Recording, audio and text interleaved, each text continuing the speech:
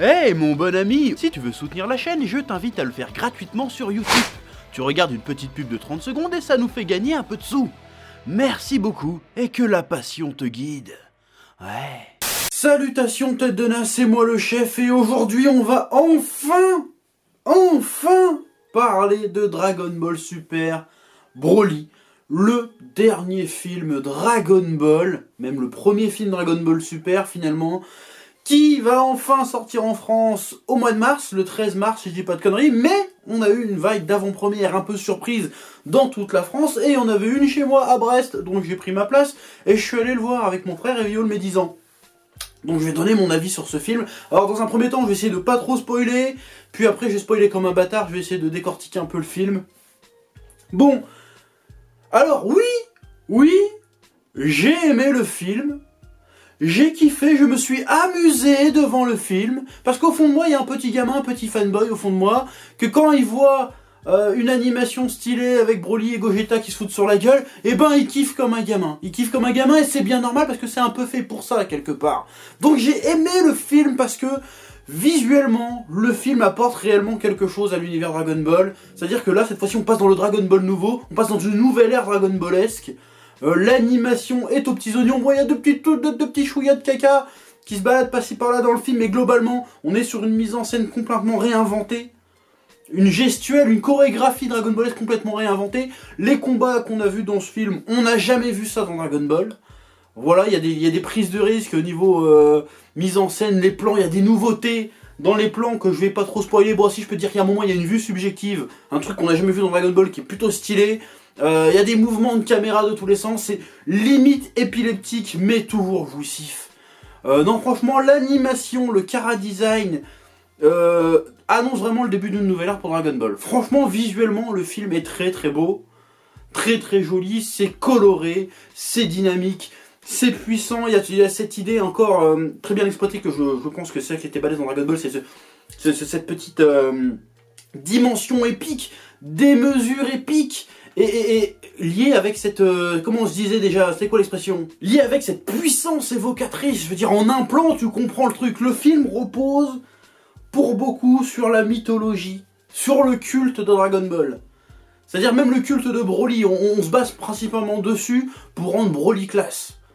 Mais le mythe de Gogeta, pareil. Voilà, je spoil pas, hein, Gogeta, tout le monde sait qu'il y a Gogeta dans le film. Si tu me dis que t'étais pas au courant qu'il y a Gogeta dans le film, t'es un putain de menteur. Tout le monde le sait. Il y a des pubs partout, il est sur l'affiche de Gogeta. Arrête de faire chier. Tout le monde sait qu'il y a Gogeta. Et ça repose beaucoup là-dessus. Visuellement, t'as des plans, bon, t'as des plans avec Vegeta, tu fais, putain, ça c'est un plan pour mettre en valeur Vegeta, méga stylé. La première transformation de Goku, dans le film, tu fais, ah putain, c'est méga stylé. La première transformation de Broly, c'est méga stylé. L'apparition de Freezer, c'est stylé. L'apparition de Bardock, c'est stylé. Tout est fait pour émoustiller le fan. Il y a du fan service à foison. Et j'ai envie de dire du bon fan service. Mais il y a aussi du mauvais fanservice, j'en reviendrai un petit peu après. Il y a du bon fanservice, tu revois les origines de la planète Vegeta, tu vois le roi Vegeta, tu vois Bardock, tu vois la mère de Goku, tu vois l'origine de Broly, tu vois Freezer enfant, tu vois le roi Cold, tu vois plein de trucs, tu revois Zabon et Doria, tu revois le commando Ginu, tu vois même les deux petits extraterrestres qui sont dans le film avec le frère de Vegeta, enfin dans l'espèce d'OAV pour les 30 ans de la série avec le frère de Vegeta. Voilà, il y a tout qui est là, si tu veux, tout est exploité, tout est montré, on te montre des trucs, on te vend vraiment Dragon Ball basé sur la mythologie. Voilà, on te montre ce que tu as toujours voulu voir dans l'univers Dragon Ball de manière canon, de manière officielle. Et ça marche plutôt bien, c'est sympa, ça fait plaisir. Tu vois Bardock et Gine à l'écran, t'es content, tu rigoles. Tu revois Freezer, t'es content, tu souris. Et tu sers ça avec les musiques à l'ancienne. Dans certains passages du film, le côté on te fait un petit flash forward, on te raconte un peu les aventures de Goku et de Vegeta pendant toutes ces années, tu vois Raditz enfant, tu vois Nappa avec des cheveux.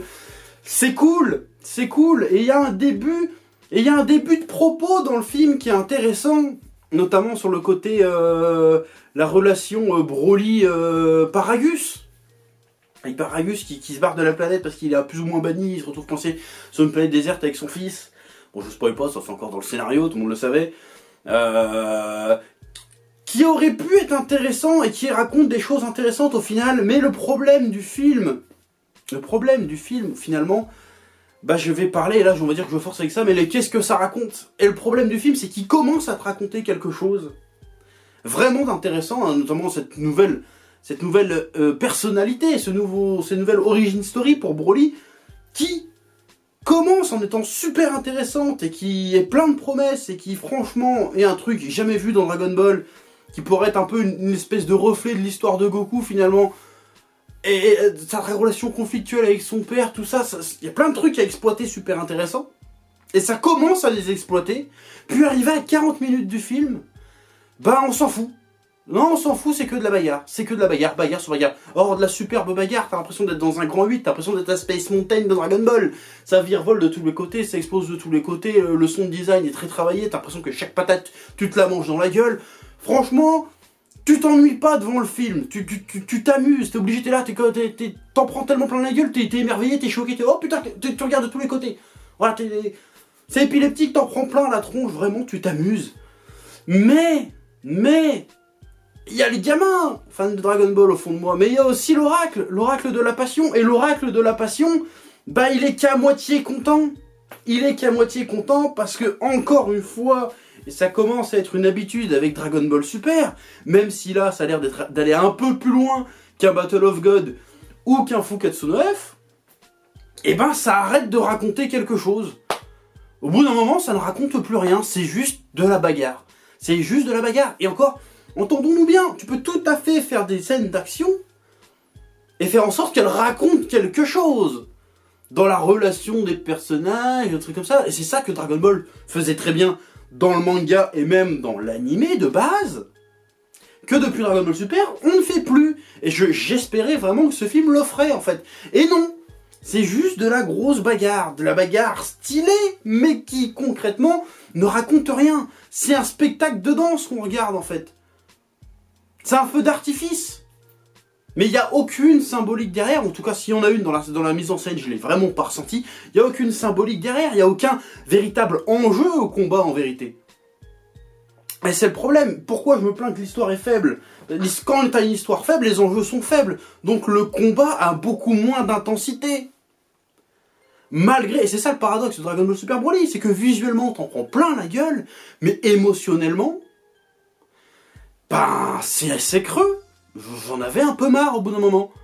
Je pense que le film, en l'état, il a 20 minutes de trop. Il a 20 minutes de trop, parce qu'il y a un moment dans le film, si je dis pas de conneries, si je me souviens bien, il y a au moins 15-20 minutes, il n'y a pas de dialogue. Ça fait que se taper dessus. Et crier. Broly il crie, ah! Goku il dit rien, il encaisse, et Broly il crie. À un moment donné, j'ai trouvé le temps long, dans le film. J'ai regardé ma montre, j'ai fait putain, il reste encore 30 minutes là. C'est chaud mon gars, c'est chaud. C'est chaud. Mais j'ai kiffé, mais au bout d'un moment, il y en avait trop. J'étais là, mais ça s'arrête à un moment donné ou pas là? Faut que ça se pose, je vais gerber, ça pousse trop dans tous les sens, j'ai mal aux oreilles, je ne comprends plus ce qui se passe. Ça va plus. Et c'est ça qui est dommage, alors ça reste un meilleur film que Battle of God. En termes d'histoire et d'animation, bien évidemment, ça reste meilleur que Fukatsu no F en termes d'histoire et machin, mais ça reste quand même pauvre, ça reste faiblard. Et me sortez pas l'excuse, oui, Dragon Ball ça a jamais été ouf niveau scénario, mais jamais personne n'a dit que ça a été ouf dans le scénario dans Dragon Ball. Mais au moins il y avait un scénario.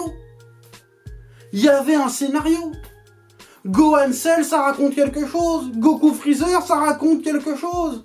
Broly Goku, ça raconte rien du tout, je suis désolé de te le dire, ça ne raconte rien. Broly Vegeta, il y avait matière à faire quelque chose, bah ils ont dit non, bagarre. Bagarre et rebagarre. Je suis désolé, enfin je suis même pas désolé, c'est un constat, c'est une réalité, c'est même pas mon avis, ça ne raconte rien. Or, au début du film, on commence à te raconter quelque chose, comme je viens de te le dire, mais arrivé à 40-45 minutes, on s'en bat les couilles. C'est parti. Il n'y a plus d'histoire. Bon là je vais rentrer dans la phase spoiler. Je suis obligé de spoiler pour t'expliquer pourquoi. Donc là je spoil, je dis spoil. Alors à un moment du film, j'ai cru qu'il allait avoir quelque chose au travers de ce combat. Si je parle du moment où Goku passe Super Saiyan God, bloque Broly avec une technique on sait pas d'où elle sort mais qui est plutôt stylée, et lui dit viens on arrête de se battre, c'est bon, on a testé nos pouvoirs et tout, je sais que t'es pas un gars mauvais. Je pense qu'il y a moyen qu'on devienne potes, on fait partie de la même espèce et tout, il y a moyen qu'on s'arrange, qu'on devienne potes, je sais que t'es pas mauvais. Là, j'ai vu ça dans le cinéma après un quart d'heure de baston effréné, j'étais là, oui, mais allez plus loin là-dedans, montrez l'hésitation de Broly. Broly, qu'est-ce qu'il fait? Il regarde son père vite fait, ou je me souviens même pas s'il regarde son père, il écoute Goku, puis il fait... Et il se remet à se taper. Là, à ce moment-là, t'aurais pu... Bon, c'est facile, c'est simple, ça a été fait et refait, mais t'aurais pu me placer un petit flashback, t'aurais pu même ne serait-ce que faire que Broly parle à Goku. Il y a aucun putain de dialogue entre Broly et Goku de tout le film. Peut-être un à la fin, je suis pas sûr, je m'en souviens plus. Il n'y a pas de dialogue entre Broly et Vegeta. Broly ne parle pas. Comment tu veux qu'on comprenne qu'il y a une histoire, une interaction entre les deux, si la mise en scène ne montre pas d'histoire, ne montre que juste du spectacle? Parce que la mise en scène, c'est une mise en scène de chorégraphie de combat. C'est pas une mise en scène qui raconte une histoire ou un rapport de dominant-dominé, même pas. C'est juste de la bagarre. C'est juste des explosions à la Michael Bay, si tu veux. Il y a même pas ça. Et tu fais que l'antagoniste, qui est censé être le méchant, alors qu'il n'y a plus de méchant dans Dragon Ball Super, en réalité, eh ben il ne parle pas. On sait pas ce qu'il veut. On sait pas ce qu'il veut. On sait que Paragus, il veut se venger de Vegeta, mais Broly, on sait pas ce qu'il veut. À aucun moment dans le film, Broly dit « Je veux ça, je veux ci ». Je ne sais pas quel est l'objectif de Broly. On ne sait pas. On peut présupposer que c'est de rendre fier son père, ou je sais pas, même pas. On sait pas. Il n'y a pas de dialogue. Broly ne parle pas, on ne sait pas c'est quoi ses motivations. Qu'est-ce qu'il veut? Parce que tu veux me faire un film sur Broly. Dans ce film, Goku et Vegeta sont très largement en retrait. Hein. Vraiment, ils font limite que de la figuration. Ils sont juste là pour faire la bagarre, et puis c'est tout. Tu veux faire un film sur Broly? Eh ben présente-moi Broly. Au début du film, on commence à nous présenter Broly. On nous dit, oui, j'avais un pote sur ma planète avec le gros monstre géant qui ressemble à une bite poilue. Sauf que mon père n'était pas d'accord, il voulait que je m'entraîne, donc il a tiré sur la bestiole pour lui faire peur. Et elle est partie, du coup j'ai gardé son oreille. C'est le souvenir de mon seul et unique ami. Mais super, c'est super intéressant ça. Pourquoi ça creuse pas plus de ce côté-là? Pourquoi on nous parle plus de ça après? Pourquoi on va pas plus loin là-dessus? Pourquoi Broly pète un câble dès qu'il voit Vegeta et Goku? On sait pas pourquoi, il les connaît pas. Alors on sait que son père a dû le bourrer le mou en disant que ouais, Vegeta c'est un fils de pute, machin, mais chouette. Mais à aucun moment tu nous l'expliques ça. On doit deviner comme des cons. Elle est où la puissance évocatrice de Dragon Ball dans la narration? Bah y en a pas. Et j'ai envie de te dire, parce que moi ça depuis 3-4 jours que j'ai vu le film, oui mais le film il permet quand même de canoniser Bardock, les Saiyans et d'expliquer des trucs, c'est pas raconter une histoire, expliquer des trucs sur un univers, c'est pas raconter une histoire, c'est expliquer des trucs sur un univers. Ça sert à quoi de connaître les tenants, les aboutissants d'un univers si tu racontes rien avec derrière? Ça sert pas à rien, c'est de la piste de chat si tu veux, c'est du bonus. Même pareil. Je suis désolé, on me dit que c'est un des meilleurs films DBS. Bon, Dragon Ball, certes, visuellement, il est solide, il n'y a pas de problème là-dessus. Mais franchement, rien que l'histoire de Bardock, en vrai, le TV spécial sur Bardock, il est 10 fois mieux. Il est 10 fois mieux. Parce que là, il y a un début, un milieu, une fin, si tu veux. Bardock, il arrive. Au début, il peut pas blairer son gosse, et à la fin, il se rend compte, quoi, finalement, je vais essayer de protéger mon gamin, je vais détruire Freezer, et puis en fait, je perds, et puis j'ai une vision à la fin que, finalement, mon gamin, c'était un gagnant, et il allait venger tout le peuple Saiyan. L'histoire est belle. Quand Bardock meurt, bah là, il y a une charge émotionnelle, il se passe quelque chose, t'es triste. Là, Bardock meurt dans le film, bon, déjà, ça fait 30 ans qu'on sait qu'il meurt là, donc du coup, bon, bah, c'est un peu moins impressionnant, et en plus, bah, on s'en fout. J'en ai rien à péter de Bardock. On m'a pas fait m'attacher au personnage. Il a 3 dialogues, il se casse. Alors, certes, le passage où ils envoient Goku peut être triste, peut être émouvant, parce qu'il y a la putain de musique qui fait le tasse derrière, et que, visuellement, c'est plutôt joli. Mais c'est nul. C'est pas ouf, quoi. Je veux dire, c'est pas ouf. Moi, le truc le plus intéressant qu'il y avait à faire dans le film, c'était vraiment l'histoire de Broly et de Paragus, qui, dans le film de 1993, pour pas me lancer dans des comparaisons... Bah si, je vais quand même faire des comparaisons. Bah l'histoire de Broly et de Paragus, bah elle est tragique. Bah là l'histoire aussi est tragique si tu veux. Mais elle n'est pas racontée comme étant tragique. Les mecs ont passé 40 ans de leur vie sur une planète tout seuls, isolés, comme des connards, juste parce que le roi Vegeta était jaloux de Broly. Il y a un truc à exploiter. Montrez-nous que c'est tragique, montrez-nous que c'est triste. Faites en sorte qu'on ait de la peine pour Broly et son père. Moi, j'ai pas de peine pour Broly et son père. Quand Paragus, il meurt dans le film, mais ça aurait dû être l'apothéose de la tragédie. Le gars a perdu 40 ans de sa vie dans une vie minable et le jour où on le sauve, il se fait fumer par un fils de pute de Freezer. Et ben, c'est tourné en blague. Alors, j'ai rigolé, hein, c'est pas le problème, mais c'est tourné en blague. Broly n'a même pas de dialogue à ce moment-là, il fait que hurler encore plus fort et se transformer en Super Saiyan. Il y avait tout un terreau de trucs à raconter, encore une fois, hein, c'est le défaut de Dragon Ball Super. T'as toujours une autoroute de trucs à raconter, mais non. On préfère prendre 10 minutes pour t'expliquer, même plus que 10 minutes, hein, on préfère te prendre 20 minutes de film pour t'expliquer toutes les transformations, plutôt que de t'expliquer pourquoi les personnages se battent, quels sont les enjeux de leur combat. Je te parle d'enjeux dramatiques. J'ai bien compris qu'ils se battaient pour récupérer les Dragon Ball, me prends pas pour plus con que je le suis. Je te parle d'enjeux dramatiques. Qu'est-ce que ça va apporter aux personnages de gagner? Qu'est-ce que ça apporte à Broly de battre Goku et Vegeta? Qu'est-ce que ça apporte à Vegeta de battre Broly? Bah réponds à cette question. Alors tu vas me sortir tout un tas de trucs, mais c'est pas dans le film. Je ressens pas que Broly veut se venger de Vegeta. Je le ressens pas, et on nous le dit pas non plus. Dans la mise en scène, voilà, j'ai juste un Broly qui se vénère tout seul parce que son père lui dit d'attaquer. Est-ce que c'était compliqué de faire parler Broly? Non mais oui, d'accord, il a passé 40 ans sur une île, sur une planète déserte. Bon, il devait quand même parler avec son père, non? Il doit savoir parler, le mec, il parle avec Sheila et l'autre, là. Il doit savoir parler, le mec. Mais c'est dommage, parce que, comme je te le dis, je vais me répéter encore une fois, dans les 45 premières minutes, on nous raconte un truc. On nous raconte un truc. Puis quand le combat commence, pareil, à la fin du film, qu'est-ce qui a été accompli? Qu'est-ce qui a été accompli? C'est même pas le monde est sauvé, le monde n'était pas en danger. Freezer voulait le Dragon Ball pour gagner 5 cm de taille. On est d'accord ou on n'est pas d'accord? Le monde n'est pas sauvé, il n'était pas en danger. Broly, on sait pas pourquoi il se bat contre Goku et Vegeta, bon parce que son père l'a dit, la vengeance n'est pas accomplie, et Goku et Vegeta, bah ils sont juste battus, et ils ont même pas vraiment gagné, ils ont dû fusionner. À la fin, le film pourrait ne pas avoir eu lieu, les personnages sont exactement les mêmes. Même Broly, il a pas changé, hein. Il a 2 potes de plus, mais pareil, il revient au point de départ. Il vit toujours sur sa planète de merde. Je sais même pas pourquoi il cherche à rester vif sur sa planète de merde, parce que, en plus, Sheila et Lemo, là, ils ont un putain de vaisseau. Il pourrait dire, viens Broly, on va trouver une planète plus habitable. Non, on va rester là, mais on n'a pas assez de vivres, oh là là. C'est débile. C'est débile, je suis désolé. Alors d'accord, Dragon Ball n'avait pas un scénario forcément ouf tout le temps, mais les personnages accomplissaient des trucs. À la fin de l'arc Cell, il y a quelque chose qui est accompli. À la fin de l'arc Namek, quelque chose est accompli. À la fin de Broly, je suis désolé, il n'y a rien qui est accompli. Or c'est pareil pour les films de 1993. Hein. Il n'y a rien qui est accompli à la fin du film. Et pour tous les films de BZ d'ailleurs, il n'y a rien qui est accompli à la fin du film. Mais c'était pas gênant, si tu veux, parce que c'était des bonus, c'était des trucs pas canons, c'était des petites histoires bonus à côté pour rigoler, voir des gros combats. Parce que c'est ça qu'on voulait voir. Sauf que là, c'est un film qui est dans la continuité. Alors moi, je veux bien, si le film n'est pas dans la continuité, je veux bien, ok, d'accord, il est cool, il n'y a pas d'histoire, rien n'est accompli, mais on a eu de la baston stylée.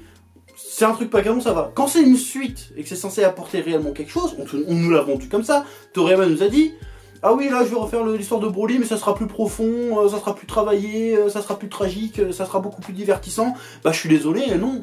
Alors paraît-il que Toriyama avait proposé un scénar qui tenait 2-3 heures à la base et que la Toei a fait des coupes dedans. Bon peut-être, on verra jamais ce truc là, j'en sais rien, mais moi je juge sur ce que je vois. Et ce que je vois, je suis désolé, c'est qu'à un moment donné, vous avez arrêté. Vous avez arrêté de faire des efforts, on a dit, hop, 45 minutes c'est bon, on pourrait pas dire qu'il n'y a pas d'histoire. Bagarre tout le long, bagarre tout le long, bagarre tout le long, bagarre tout le long, bagarre tout le long. C'est dommage, c'est dommage. Alors on est sur une bonne voie avec ce film en réalité. On voit que ça a essayé. Ça a essayé, contrairement à Battle of God ou Fukatsu 9 où ça a pas essayé, où c'était vraiment juste du pur divertissement. Sans histoire, tu peux faire du pur divertissement avec une histoire, c'est pas ça que je veux dire. Bah là ça a essayé, puis ça a arrêté assez vite. Et malheureusement, même la partie où ça raconte quelque chose, à part le côté Broly Paragus, bah l'histoire on la connaissait déjà en réalité. Alors oui, on voit officiellement Bardock dans le canon Dragon Ball, oui, on voit la destruction de la planète Vegeta, mais on connaissait tout ça, ça fait 30 ans qu'on connaît cette histoire en réalité. Donc le film, à part nous montrer de nouveaux visuels sur un truc qu'on connaît déjà, bah il apporte pas grand chose. Il apporte pas grand chose. Je suis désolé, alors, on a tous kiffé, c'était bien beau, est-ce que c'est un putain de film, est-ce que c'est le meilleur film d'animation de tous les temps? Non, non, je suis désolé, même n'importe quel film Pokémon, en termes de narration pure, il explose Dragon Ball Broly, je suis désolé de le dire, mais je suis obligé, je dois être honnête avec toi quand je te parle. Je peux pas te dire que c'était un truc de dingue, ouf, malade. La baston de tous les côtés, c'était ouf, les chorégraphies c'était ouf, les pouvoirs c'était ouf, voilà. Et pareil, même dans le combat. Est-ce qu'il y avait forcément besoin de nous présenter toutes les transformations? Est-ce qu'il fallait forcément Broly? Bah, c'était peut-être pour symboliser l'échelle de puissance, si tu veux. Mais est-ce qu'il y avait besoin d'abord montrer Super Saiyan, Super Saiyan God, Super Saiyan Blue? Et tu le fais 2 fois, hein. Parce que tu le fais non seulement pour Vegeta, mais tu le fais aussi pour Goku derrière. Et tu le refais derrière pour Broly en plus. Et tu le refais pour Gogeta aussi derrière. Et c'est ça le problème du combat, pour y revenir. En plus de ne pas avoir d'enjeu, et ben le combat il ne fait vraiment pas avancer le schmilblick. Parce qu'à chaque fois que Broly prend un peu l'avantage, on sait que ça va se terminer, bah c'est pas grave. Goku il a encore 3 transformations, alors ça veut rien dire, tu vois. Et hop, Goku se transforme, ou Vegeta se transforme, Broly il est un peu dominé, tout d'un coup hop, Broly se transforme, et bah du coup il redomine, et bah du coup hop, j'ai encore une transformation. T'inquiète mon gars, j'ai encore une transformation. Et on sait que de toute façon au final ça va finir Broly, grosse forme berserker, mon cul, CG légendaire. Alors apparemment il n'est pas du tout défini comme étant le super guerrier légendaire dans le canon maintenant Dragon Ball, donc arrêtez avec ces conneries de Super Saiyan légendaire, ça n'existe pas. À partir du moment où t'es un Super Saiyan, t'es un Super Saiyan légendaire, point barre. C'est ce qui est dit dans le film, je suis désolé, excuse-moi, hein, pardon, à un moment donné, voilà. Le problème c'est que le combat, comme je disais, bah, c'est juste une démonstration de puissance. Il n'y a même pas, à aucun moment il y a un peu de stratégie ou un peu de subtilité dans le combat. C'est juste ça tape, ça tape, ça tape, ça tape, ça tape, ça tape, ça tape. Et je suis désolé, ne viens pas me dire que les combats dans DBZ c'est juste de la tape. Parce que là, tu vas t'en prendre une. C'est pas vrai. C'est pas vrai. Il n'y a que ça, donc c'est joli, c'est divertissant, bon je parlerai des musiques après, il y a des musiques et tout, ok, ça fait vraiment tour de grand 8, et j'ai eu l'impression de voir une, tu sais les MAD là sur YouTube. Voilà, c'est Viol Médisant qui m'a fait cette comparaison, et ben je la ressors, t'as l'impression de voir les MAD sur YouTube, tu sais les AMV où tu vois que les combats avec de la musique stylée. Voilà, bah c'est bien les AMV, mais il n'y a pas de charge émotionnelle dans le combat. À aucun moment je me sens en danger pour Goku, à aucun moment je me sens en danger pour Broly. Parce que Broly c'est même pas un méchant. Ils se battent juste parce que... ils vont dire, mais c'est leur instinct Saiyan de se battre, mais ta gueule, ça a été une excuse pour raconter une histoire, ça, c'est nul à chier. C'est nul à chier, faut le dire. Faut le dire. Voilà, c'est une bande démo d'1h20, et puis c'est tout. À un moment, faut le dire. Or, on a kiffé, et on continuera de kiffer. Le film va cartonner, et tout le monde va aimer. Tant mieux. Mais à un moment donné, faut dire les choses. Imagine un petit peu qu'ils ont fait la même animation, mais avec une vraie histoire. Que le combat Goku-Broly soit chargé en émotions. Imagine un petit peu. Ça aurait été magnifique. Là, j'aurais dit, mais putain, oui, il est génial, il est parfait de bout en bout. C'est merveilleux. Mais, me faites pas dire ce que j'ai pas dit. On est sur la bonne voie. Ne serait-ce que visuellement, déjà, on est sur la bonne voie. Franchement, si une nouvelle série il y a, et je pense qu'il y aura, et si film plus tard il y a, et je pense qu'il y aura aussi, on reste sur ce standard-là pour parler de Dragon Ball en termes d'animation, en termes d'univers, en termes de chara-design, je signe direct. Et je regarderai, parce que Dragon Ball c'est la vie. Il n'y a pas de problème là-dessus. Mais, je pose la question, qu'est-ce que ce film a réellement apporté à l'univers ? Pas rien, bordel. À rien, il a pas rapporté quoi que ce soit à l'histoire de Dragon Ball. Il nous a juste dit, en fait, Broly, il existe quelque part, et Goku et Vegeta peuvent fusionner. Voilà, alors en plus, pour la suite, va expliquer. Maintenant, trouve une justification pour nous dire, on fusionne pas pour battre le méchant. Il va falloir trouver une idée, une excuse. C'est pour ça que j'étais contre l'idée que Gogeta réapparaisse dans le canon. Parce que sinon, ça va Goku et Vegeta, ça va devenir Trunks et Goten 2.0. C'est-à-dire, dès qu'il y aura un méchant trop fort, on fusionne et on est plus fort que Bio, ils sont pas niquer n'importe quel méchant. Va falloir me justifier le fait qu'ils fusionnent pas à chaque fois. Alors tu vas me faire le coup de la fierté Saiyan une fois, mais pas deux. Va falloir justifier qu'ils fusionnent pas. Va falloir justifier qu'ils fusionnent pas. Pareil, hein, parce que même c'est rétroactif maintenant. Comment ça se fait qu'ils ont pas fusionné avant? Contre Black, ils ont failli tous crever, ils auraient pu fusionner. Bon, ils ont pris les Potara, mais ils auraient pu fusionner bien avant. Même pendant le tournoi du pouvoir, ils auraient pu fusionner vite fait, ils balayaient tout le monde en deux. Hein. Mais oui, mais la fierté Saiyan... Non, ce n'est pas une excuse valable. Va falloir me trouver une excuse valable pour pas que Gogeta Blue réapparaisse à Tire-Larigot. Ouais, j'ai ressorti l'expression à Tire-Larigot parce que c'est... Voilà, c'est tout. Bon, après, j'ai été rassuré sur pas mal de points quand même dans le film. Notamment le combat Broly-Whis. J'avais très peur qu'il fasse vraiment un combat Broly-Whis parce que déjà qu'il n'y a pas de tension dans le combat. Si en plus, tu vois que Whis peut balayer Broly en 2-2... Bon, on sait qu'il peut balayer Broly en 2-2, mais si tu le montres textuellement, tu le montres clairement que Whis balaye Broly, ça annule toute la tension, le peu de tension qu'il aurait pu y avoir, tu vois. Et non, c'est juste l'espace. En fait, le combat Broly-Whis, c'est ce que tu vois dans la bande-annonce. C'est 3 secondes où Whis fait oula, il essaie de me taper, il esquive comme ça tranquille. Mais voilà, le film est beau, mais creux, et c'est triste. Bon, faut mieux que beau mais creux que moche et creux. Le film est fun, l'humour fonctionne, l'action fonctionne à moitié, parce que comme je te dis, c'est bien les actions, mais il faut qu'il y ait un peu du sens derrière quand même, de temps en temps, pas tout le temps, bien sûr. Mais voilà, et les musiques sont cheloues, hein. Les musiques, au début du film, les musiques pareil, 45 minutes, t'as l'impression d'avoir 2 films en un en réalité. Au début du film, les musiques sont un peu orchestrales, un peu à l'ancienne, un peu émouvantes et tout, puis quand ça part en combat, les musiques c'est n'importe quoi. La musique de Gogeta, c'est go Gogeta, go Broly, go Gogeta, go Broly. Qu'est-ce que c'est que cette merde? C'était nul à chier. La musique, n'importe quoi. N'importe quoi au niveau musical, j'ai pas compris. Mais les premières musiques sont stylées. Le côté de mettre Chala est stylé, même si c'est réarrangé pour faire moderne. C'est stylé. Le sound design est très bien travaillé par contre. Là, y a pas tortillé du cul pour chez droit, c'est bien foutu. Mais s'ils avaient mis ne serait-ce que la moitié de l'effort qu'ils ont mis dans l'animation, dans les couleurs, dans le chara-design, dans le scénario, mais on aurait eu le meilleur film d'animation de tous les temps, on aurait eu l'ultime Dragon Ball quoi. L'ultime truc. Donc oui, le film est bien. En tant que film Dragon Ball, il est très bien même. C'est le haut du panier, c'est un des meilleurs qu'on ait jamais eu. Mais en tant que film tout seul, ça vaut pas grand chose, je suis désolé de te le dire. Et même en tant que Dragon Ball, parce que là on est dans le canon de Dragon Ball, hein. OSEF sur 20, c'est dommage. Parce que franchement, t'as qu'à lire le manga pour comprendre ce que je veux dire.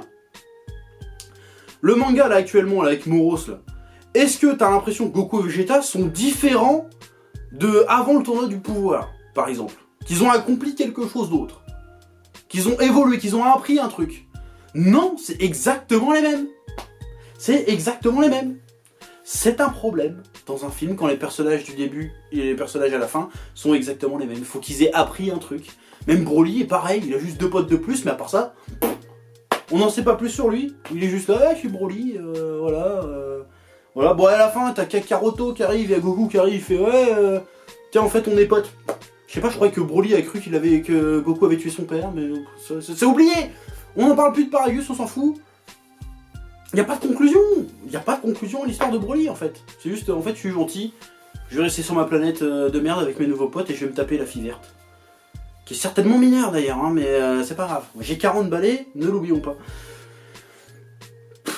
Voilà, je suis désolé de faire le rabat-joie, mais je suis obligé d'être honnête. Le film est cool, le film est rigolo, le film est fun, mais le film est creux, est creux. Et demi-creux, parce que comme je te le dis, je vais me répéter encore une fois, t'as la moitié du film, ils essayent de raconter un truc, et ils arrêtent sur le bon chemin. Ils étaient pas sûrs de... Oula, on va faire un peu trop d'histoire, un peu trop d'émotion, là, les gens vont pas aimer. On va faire plus de combats. 45 minutes de combat. Enfin, peut-être pas, 40 minutes de combat. C'est dommage le fromage, j'ai envie de te dire. Bon, après, il y a d'autres trucs dans l'univers qui m'ont semblé un peu bizarres, genre les Saiyans. Ils m'ont semblé un peu faiblards.